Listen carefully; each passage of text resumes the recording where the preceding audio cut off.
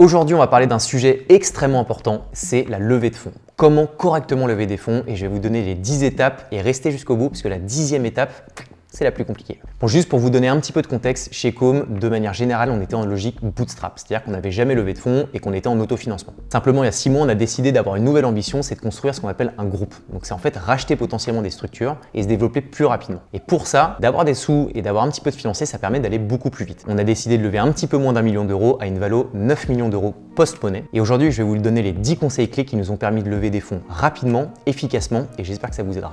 Juste premier rappel, je suis absolument pas un expert en levée de fonds et je pense qu'il y a des personnes qui seront encore plus aguerries. Simplement de mon expérience, je vais vous donner les bons retours d'expérience pour pouvoir le faire de manière optimale. Et je sais qu'on a évité des dingueries qui nous auraient vraiment mis dans des situations hyper compliquées et qu'on a réussi à anticiper pour pouvoir lever au mieux et dans les meilleures des conditions. Les conseils que je vous donne, c'est vraiment pour des entrepreneurs qui sont liés au service, qui ont des boîtes dans du service. Je ne parle pas de levée de fonds quand on a un logiciel, quand on a un outil SaaS et qu'on cherche à lever des millions d'euros à des multiples hallucinants. Moi, c'est vraiment dans l'écosystème des agences et plus particulièrement dans le domaine du service.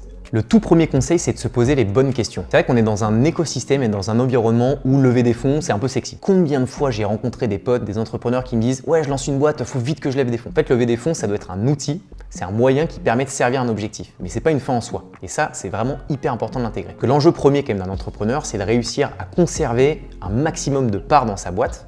Et en fait, dès qu'on lève des fonds, il y a de la dilution. Et quand on lève des fonds, il y a des gens qui vont être dans votre structure. Et c'est important de se rendre compte de ça parce que ça va forcément changer votre quotidien. On a aussi souvent tendance à lever des fonds un peu trop rapidement, ce qui fait que la valorisation de la boîte n'est pas forcément très élevée parce que c'est au démarrage. Et donc du coup, le peu d'argent que vous levez va vous diluer énormément. Et en règle générale, tous les entrepreneurs avec qui j'ai parlé qui ont des boîtes qui font plusieurs dizaines de millions d'euros de chiffre d'affaires me disent « J'aurais jamais dû faire cette première levée ». Donc pensez bien au démarrage si vous m'écoutez et que vous êtes sur un lancement de structure, travaillez en bootstrap, mettez la main dans le cambouis, avancez, itérez. C'est dur de se lancer et c'est encore plus compliqué le passage de 0 à 1 qui est de commencer à comprendre son modèle et son business model, son secteur d'activité, ses clients. Mais c'est un essentiel pour pouvoir, si demain vous souhaitez lever des fonds dans des bonnes prédispositions et lever des fonds dans une bonne situation qui vous permettront d'avoir les meilleures conditions. Donc vraiment, posez-vous la question de est-ce que je dois réellement lever des fonds ou non? Le deuxième conseil, c'est de faire un deck qui est beau et qui est sharp. Donc si vous avez vraiment décidé de lever des fonds, vous allez devoir faire ce qu'on appelle un deck. Un deck, c'est une présentation de votre activité, une présentation de vous, les fondateurs, si vous êtes seul ou pas, de parler de votre marché, de parler des tendances, de parler de vos chiffres, de parler de vos équipes. Bref, en gros, vous devez faire un CV d'entreprise qui permet de donner l'envie aux personnes qui vont investir dans votre entreprise d'investir réellement. Et ça, en fait, c'est vraiment votre CV. Encore une fois, quand vous voulez chercher un travail, la première chose qu'attendent votre futur employeur, c'est en fait que vous lui donnez l'envie de vous recevoir pendant un entretien. Et en fait, c'est exactement pareil avec un deck. Le deck, c'est ce qui doit être le plus sexy possible pour donner l'envie à la personne qui va investir de vous recevoir pendant un call pour pouvoir échanger davantage et vraiment voir si jamais ils vont mettre un ticket ou non. Donc pour ça, c'est hyper important d'avoir un deck qui va être à la fois esthétique et à la fois sharp. Si je parle du côté esthétisme, on a souvent tendance à se dire que quand on parle de levée de fonds, on parle que de chiffres. Il n'y a que ça qui intéresse. Alors oui, puisque c'est vraiment là-dessus qu'on va baser la valorisation de votre structure, c'est vraiment là-dessus qu'on va pouvoir déterminer quelle est la valo de votre boîte. Mais il y a un élément qui est hyper important et qui est souvent négligé, c'est vraiment la DA et le design de votre deck. Quand vous allez contacter la personne qui va investir dans votre boîte, ce qu'il va recevoir, donc c'est le deck. Il va ouvrir le PDF, votre deck, et ce qu'il va voir, c'est une identité graphique au démarrage.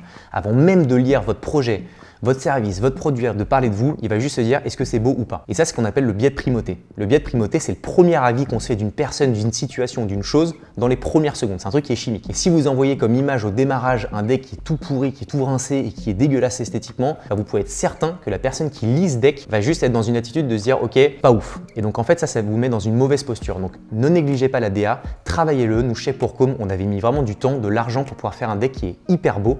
Et la personne qui commence à parcourir le deck et qui se dit tiens, c'est canon, ça l'embarque de manière indirecte parce que tous les gens sont sensibles, sont humains et le goût et l'esthétisme, ça a son importance. Donc surtout, ne négligez pas ça, ne soyez pas uniquement focus sur les chiffres. À la fin, quand vous aurez structuré votre deck avec l'intégralité des différentes étapes, et je vais vous en parler, pensez bien à refaire une passe pour que ce soit un truc qui soit esthétique et notamment les premières slides pour titiller le biais de primauté dont j'ai parlé juste avant.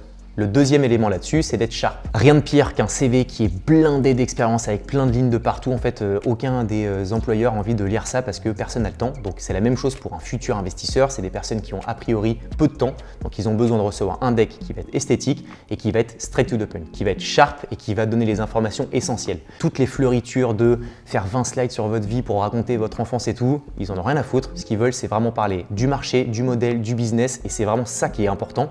Au pire, Vous mettez ça sur 10 slides et vous vous permettez d'avoir du bonus et vous en parlez dans le mail. Vous dites voilà, j'ai rajouté des slides complémentaires sur mon histoire si ça t'intéresse à partir de la slide 11. Mais vraiment, le démarrage, il faut que ce soit le plus efficace et le plus sharp possible. Pareil, dans votre mail qui va être joint à votre deck, il faut que ce soit hyper simple.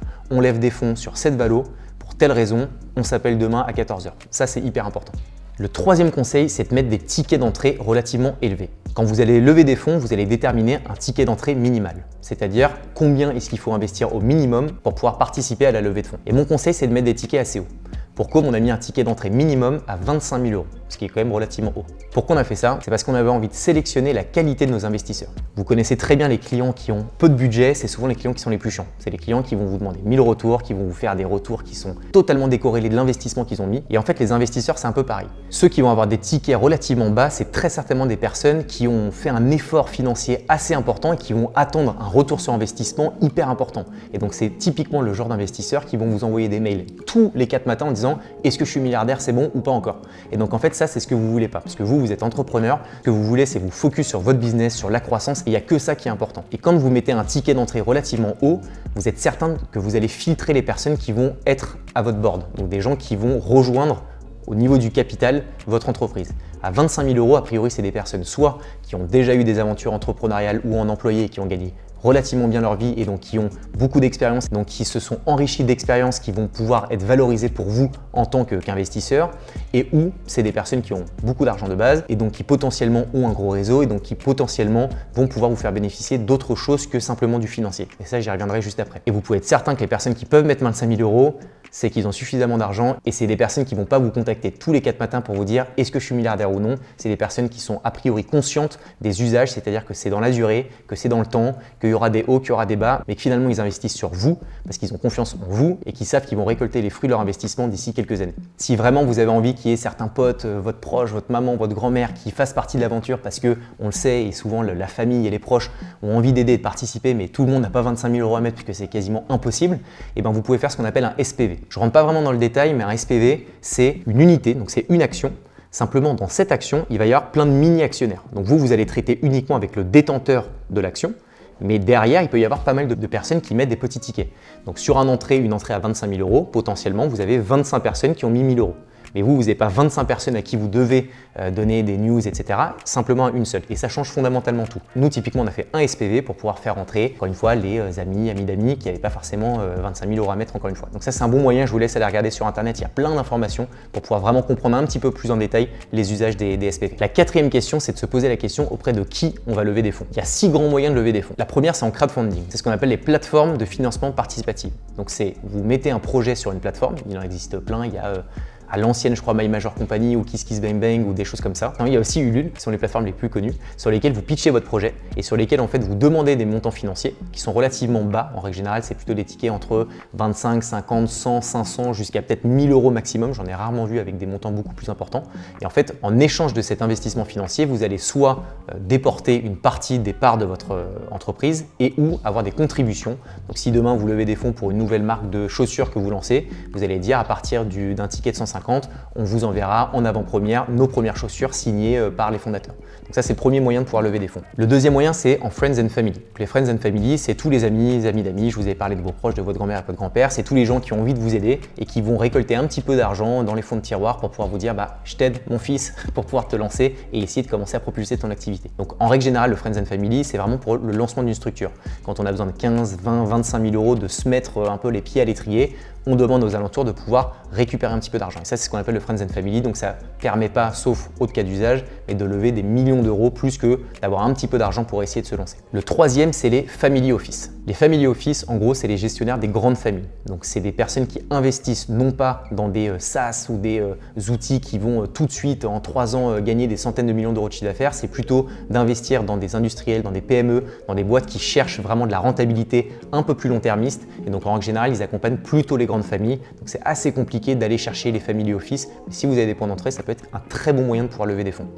Le quatrième, qui n'est pas vraiment une levée de fonds, mais c'est d'aller chercher de la dette. La dette, c'est le premier réflexe qu'il faut avoir. Avant de penser à lever des fonds et donc à se diluer, c'est de se dire est-ce que j'ai la ressource et la capacité de pouvoir aller chercher de la dette auprès d'institutions financières. Donc en fait, clairement, auprès des banques. Si demain, vous avez besoin d'avoir 150 000 €, Il y a de fortes chances, en fonction de votre activité, qu'en allant voir une banque et en lui racontant un projet qui est le vôtre, qui est rentable, qui a vraiment une logique de croissance, que vous puissiez vous endetter pour aller chercher ce montant financier.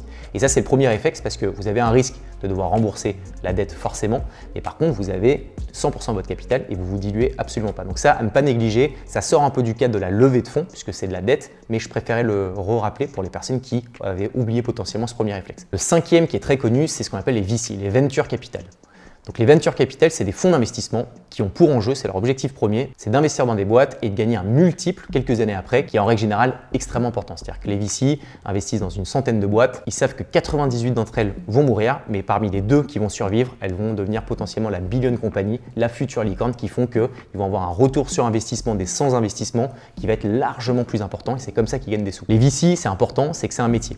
Et en règle générale, ils investissent dans des boîtes qui sont plutôt des SaaS, donc des logiciels, qui ont des multiples de revente qui sont très importants. Donc en règle générale, les boîtes comme nous, celles de Com, qui sont dans du service, qui sont pas scalables puisqu'on n'a pas d'outils tech ou SaaS, les VC, ça les intéresse pas. Parce que eux, ce qu'ils cherchent encore une fois, c'est de lever beaucoup d'argent très rapidement, de faire des multiples hyper importants sur 3, 4, 5 ans pour imaginer une revente à des montants qui sont juste astronomiques. On arrive donc sur le 6e et dernier moyen de lever des fonds, qui est celui qu'on a sélectionné, c'est auprès de business angels. Donc les business angels, c'est des personnes qui ont de l'argent, qui peuvent être des anciens entrepreneurs, des acteurs, des artistes, des employés, n'importe quelle personne, juste qui se disent je vais investir de l'argent et imaginer avoir un retour sur investissement à un moment. L'avantage, c'est que vous sélectionnez les business angels avec lesquels vous allez créer du lien et que vous allez faire rentrer au capital. Et les business angels, ils apportent du financier, mais ils apportent aussi un savoir-faire, une compétence, des ressources, des contacts. Et ça, c'est vraiment une denrée rare sur laquelle vous devez capitaliser. Vous ne devez pas uniquement chercher de l'argent, vous devez aussi réussir à voir où sont tous les autres avantages en nature.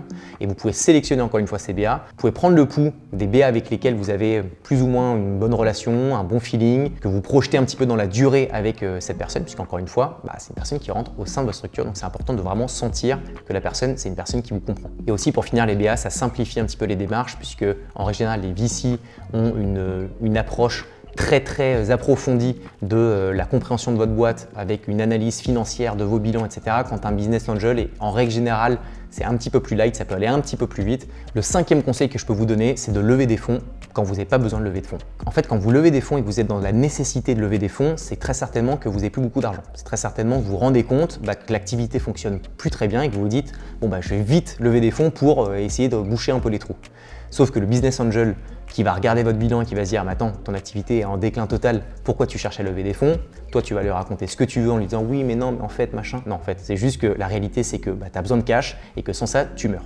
Et donc, du coup, ça, c'est un truc qui n'est pas du tout sexy pour lever des fonds. Donc, en fait, le meilleur moyen, c'est de réussir à anticiper le moment où vous allez devoir avoir besoin d'argent pour qu'au moment où vous êtes bien, c'est-à-dire que vous gagnez de l'argent, vous êtes rentable, vous avez vraiment, vous crachez du résultat net, vous vous dites, ok, c'est maintenant que je vais lever parce que je suis dans la meilleure des prédispositions. Parce que la santé financière de votre boîte est tellement bonne que vous allez pouvoir demander un multiple de valorisation de votre structure qui est bien plus importante que si vous êtes dans une situation un peu critique. Donc le meilleur moyen de lever des fonds, c'est quand vous n'avez pas besoin de lever des fonds. D'ailleurs, c'est exactement la même chose quand on veut revendre absolument une boîte parce qu'on se rend compte que ça marche moins bien. C'est le meilleur moyen de se cracher et de vendre avec une valorisation dégueulasse, alors que quand vous êtes au summum et que ça explose et que vous êtes partout et que ça fonctionne de dingue, c'est le meilleur moment de revendre. Le 6e conseil, c'est de travailler son image de marque au sens large. De manière générale, on sait que l'image de marque marche très bien. Pour nous, Com, on a réussi à faire quasiment 4 millions d'euros de chiffre d'affaires grâce à l'image de marque, etc. J'en ai déjà beaucoup parlé. En fait, c'est un peu la même chose pour lever des fonds. Lever des fonds, quand on est sexy, ça peut prendre le pas quasiment plus que sur les enjeux financiers. Typiquement avec Com, on a réussi à avoir une valo qui est une bonne valo, qui est plutôt dans le seuil haut de la valorisation qu'on aurait pu avoir. Et ça s'explique parce que nos chiffres sont bons et qu'on est rentable et que c'est top. Mais c'est aussi parce qu'on a une vraie sexiness de marque. On a tellement travaillé sur l'image de marque de Com, de moi le fondateur, de toutes les équipes que ça crée un truc en plus. Et en fait, les gens qui investissent, ils investissent parce qu'ils ont envie de gagner de l'argent, mais ils investissent aussi parce qu'ils sont embarqués par une aventure humaine. Et en fait, une aventure humaine, c'est ce qui transpire la communication de votre boîte. Et donc, quand on voit sur les réseaux avec plein de projets, ça donne envie en fait de potentiellement participer à l'aventure. Moi, je sais que quand on a levé des fonds, ce qu'on a fait en 4 semaines en faisant un post LinkedIn, j'ai eu des centaines de personnes qui m'ont dit « je suis prêt à investir 25 000 € sans même regarder le deck ». Et ça, c'est pas une histoire bullshit juste pour raconter le truc machin, c'est une réalité, c'est que des gens m'ont dit j'en ai rien à foutre de ton deck, j'en ai rien à foutre de ton financier, etc. Simplement, ce que je veux, c'est participer à l'aventure. Et ça, c'est un marqueur qui est extrêmement puissant et qui vous permet de lever mieux et de lever encore plus rapidement. Le 7e conseil que je peux vous donner, c'est de faire attention à la valorisation. Le premier réflexe qu'on a en tant qu'entrepreneur, c'est de se dire, je vais essayer de chercher la plus grosse valo possible parce que je vais me diluer le moins possible. Et en fait, ça, c'est une fausse bonne idée. En fait, quand vous mettez une valorisation très haute, c'est la base sur laquelle vous allez valoriser votre structure. Donc, imaginons que vous la valorisez à 10 millions d'euros. Ça veut dire que le moment où vous allez revendre votre boîte, le ratio va se faire sur cette valorisation initiale. Donc, c'est-à-dire que si votre valo est à 10 millions, c'est-à-dire que pour faire au moins x2, il faudrait que vous vendiez votre boîte 20 millions d'euros. C'est-à-dire qu'il faut faire le double pour pouvoir que vos business angels gagnent le double de leur investissement. Sauf que si vous avez mis une valorisation hyper élevée parce que les business angels sont moins attentifs sur vos bilans, etc. et que vous avez réussi à faire un beau coup, à mettre une très belle valo, c'est cool parce que vous êtes peu dilué, mais le moment où vous allez essayer de revendre et que là, la boîte qui va vouloir vous racheter va faire une due deal bien plus précise, donc regardez au laser chaque millimètre de votre boîte, je peux vous dire que pour atteindre le même niveau de valo, ça va être beaucoup plus compliqué. Donc si vous avez mis une valo à 10, mais qu'en fait un acquéreur peut vous acheter que 8, parce que c'est la réalité de ce que vous valez, finalement vous allez décevoir tous les business angels qui vont perdre de l'argent, vous allez perdre en crédibilité, et croyez-moi que l'entrepreneuriat, c'est pas faire des coups, c'est vraiment avoir une vision long terme. Donc attention à cette fausse bonne idée de mettre une valo qui est beaucoup trop élevée. Et même de manière plus générale, si vous voulez relever des fonds, et en règle générale, après une première levée, quand vous relevez des fonds, c'est pour lever beaucoup plus d'argent. De la même manière que quand vous voulez revendre, les gens qui vont remettre au pot vont regarder de manière un peu plus précise. Et de la même manière, si vous avez mis une valo trop haute, vous aurez du mal à relever par la suite parce que le cap est déjà trop élevé. Le 8e conseil, c'est de faire attention au défocus. Lever des fonds, c'est bien, mais lever des fonds, ça prend énormément de temps et d'énergie. Parce que je vous ai parlé de faire un post LinkedIn et qu'en 4 semaines, ça s'est fait. Ça, c'est assez rare en vrai. Normalement, ça prend plutôt 3, 4, 5 mois. Essayez d'aller pitcher auprès de tous les investisseurs pour essayer de vendre votre projet. Et croyez-moi que dans la conjoncture actuelle où le marché est tendu, les gens font très attention à la manière dont ils investissent leur argent. Donc, ce qui fait que vous allez passer beaucoup de temps, vous allez vous essouffler, vous allez stresser, vous allez vous défocus de votre activité opérationnelle de votre boîte et donc du coup potentiellement vous allez mettre en danger votre boîte. Et l'autre sujet, si vous avez déjà pas mal d'employés, c'est que vous allez être beaucoup moins en lien avec les équipes. C'est ce qui nous était arrivé nous lors d'un rapprochement avec une boîte où en fait on était moins là, ce qui fait qu'on prenait moins le pouls des ressentis des équipes, de l'avancée du business et autres, ce qui fait qu'on avait quasiment mis en danger la boîte tellement qu'on s'était défocus de l'activité. Donc attention, ça prend beaucoup de temps, il ne faut pas négliger ça. Vous n'allez pas lever des fonds en un claquement de doigts et même si vous le faites, après vous avez toute la partie administrative, juridique qui prend du temps de manière un petit peu évidente, donc attention au défocus. Le 9e conseil, c'est de correctement vous entourer. Investir de l'argent, c'est toujours chiant, on le sait, parce que c'est de la dépense, mais s'il y a bien un moment où il faut investir un peu d'argent, c'est lorsqu'on va faire une levée de fonds, parce qu'en fait, il y a tellement de sujets juridiques, légaux, le pacte d'associés qui va être le dernier point sur lequel je vais vous apporter quelques insights, en fait, vous pouvez vraiment prendre des directions qui vont vous mettre en danger, vous et votre structure. Donc, faites-vous accompagner, trouvez-vous un bon avocat, demandez conseil à des gens qui ont déjà levé des fonds, montez en compétences, vous, et faites-vous accompagner pour être certain de rien louper. Le 10e et dernier conseil, et qui est quasiment le plus important, c'est de correctement rédiger un pacte d'associés. Dans un pacte d'associés, c'est en gros un contrat que vous avez entre vous et les business angels. C'est un espèce de contrat de mariage qui va vous lier à vie jusqu'à la revente de votre boîte ou la liquidation de votre boîte si jamais ça ne fonctionne pas. Et donc en fait, chaque détail est important. Un point, une ligne, une phrase peut tout changer. Et quand je vous disais dans le point d'avant qu'il faut bien vous entourer, c'est surtout pour ce point, c'est pour rédiger un pacte d'associés qui soit hyper laser. Il y a plein de paramètres, il y a plein de clauses dans un pacte d'associés. J'imagine qu'il y a plein de contenus sur Internet qui vous permettent de monter en compétences. De toute façon, vous devez vous faire accompagner vraiment point neuf pour pouvoir rédiger ça. Du coup, je vais vous donner les 4 clauses les plus importantes selon moi. Le premier, c'est la clause de liquidité préférentielle. La clause de liquidité préférentielle, c'est à quel point les investisseurs vont prendre un risque de récupérer leur mise ou pas. En gros, ça veut dire que si vous mettez une valorisation à 10 millions d'euros et que vous allez lever 1 million d'euros, même si demain vous vendez votre boîte que 5 millions d'euros de chiffre d'affaires, donc vous n'avez pas réussi à faire un multiple supplémentaire pour gagner de l'argent, avec la clause de liquidité préférentielle, quoi qu'il arrive sur les 5 millions, le million d'euros que vous avez levé, vous allez d'abord rembourser vos business angels et après le reste sera pour vous, pour tout le reste, pour rembourser les dettes, etc. Donc en fait, ça permet non pas de faire gagner de l'argent aux business angels, mais ça permet de récupérer la mise. Donc ce qui veut dire que quand vous mettez cette clause, c'est beaucoup plus rassurant pour un business angel parce qu'il se dit au pire de chez pire, je récupère ma mise. Sauf si vraiment vous cassez la gueule et que votre boîte est out et que vous n'arrivez jamais à la revendre, mais ça c'est un autre problème. Mais si vous la revendez bien moins bien que ce que vous avez pensé, c'est quand même une prise de risque qui est vachement limitée puisque vous devez rembourser quoi qu'il arrive au démarrage ceux qui ont investi. Et nous, c'est ce qu'on a fait pour eux. Le deuxième, c'est la clause de good et bad liver. En gros, ça régit les situations dans lesquelles vous ou les fondateurs de la boîte vont être amenés à partir de la boîte. Soit dans des bonnes situations, ce qu'on appelle le good liver, il y a plein de détails à ça et ça vous permet en gros de partir correctement. Si pour X ou Y raison, vous souhaitez changer de vie et que vous souhaitez partir, c'est de partir dans des bonnes conditions avec une belle valorisation de vos actions.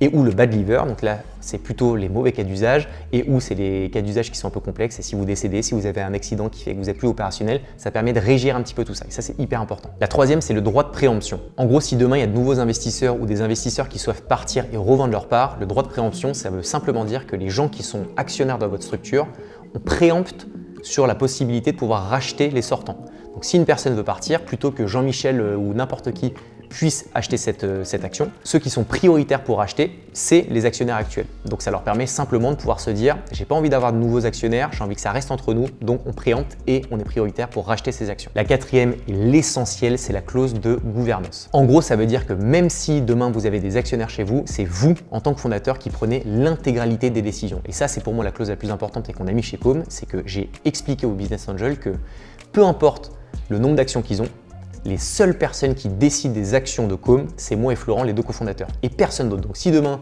j'ai envie de lancer Com et de vendre des sandwichs, j'ai le droit de vendre des sandwichs. Je veux faire ce que je veux dans ma boîte parce que ça reste ma boîte. Et ça, c'est hyper important, et ça, c'est un truc sur lequel vous pouvez être challengé parce que les business angels vont vous dire « ouais, mais c'est un peu risqué pour nous, machin ». Whatever. En tout cas, moi, c'était un essentiel. Je pense que c'est important que vous le soyez aussi. Donc vraiment, cette clause, ne la négligez pas. Voilà, longue vidéo, mais au moins, ça vous permet de comprendre un petit peu pourquoi lever des fonds, comment bien lever des fonds, et surtout, posez-vous la question de est-ce qu'il faut lever des fonds, parce que c'est pas un impératif. Et si vous voulez creuser un petit peu le sujet, j'ai mon podcast Scale Myself sur lequel j'approfondis un petit peu les thématiques que vous pourrez trouver sur Spotify. Je vous dis à bientôt pour une nouvelle vidéo. Ciao!